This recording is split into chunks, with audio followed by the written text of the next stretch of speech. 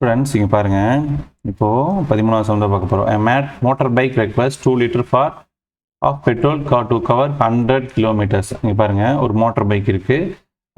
Given அவங்க என்ன கொடுத்துருக்காங்கன்னா, சரி ரைட், 100 கிலோமீட்டர் போகிறதுக்கு 100 கிலோமீட்டர் போகிறதுக்கு எவ்வளோ லிட்டர் தேவைப்படுது? 2 liters நீடட். என்னது?